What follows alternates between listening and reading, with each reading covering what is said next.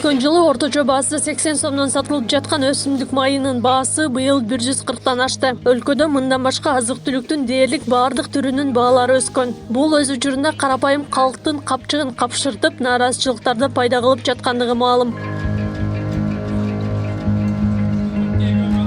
Азыр мына пенсиябыз аз. Бар жок продукттар кымбат экен кызым. Дарыбызга эми жетпейт бизге окшогон кемпир чалдардыгы. Мынаты пенсияларыбыз аз. Мен мисалы үчүн 3000 алам. Анан кийин эми 3000 карайм, мына азыр жок кылып кетип атам мына.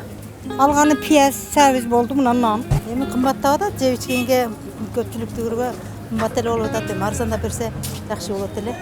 Aynen benzin kımbatladı, ana gelin dolar kımbatladı öyle götürüp alıp atat özdörü.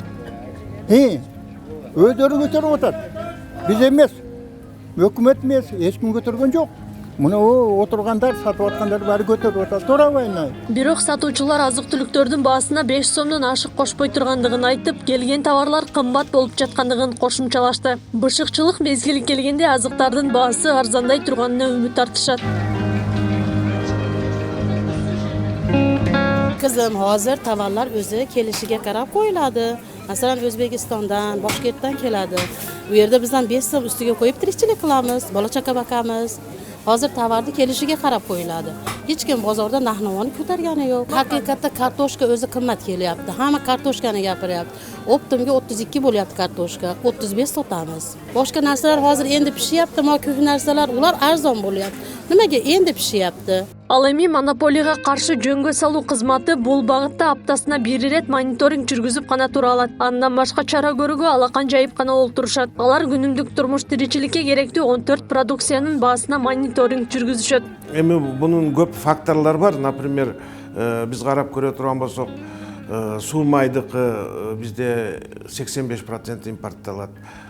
Кум шекердики 45% импортталат. Жана мына доллардын өсүшү, ошондой эле мына ГСМдин өсүшү, мунун баардыгы мындай ар жактардан таасир этет. Эгерде бир айдын ичинде 20%тен жогору көтөрүлсө, бул кескин көтөрүлүү болуп эсептелет. Мындай кырдаалды жөнгө салуу, абалдан чыгуу жолдору изделип жаткан учуру. Ал арада жерлерде жергиликтүү бийлик тарабынан жарманке уюштурулуп, базар баасынан алдаганча арзан азык-түлүктөр сатылып жатканы кабарланды. Шаарыбыздагы ушу Береке базарынын күнбатыш тарабында ярмарка уюштурулуп жатат.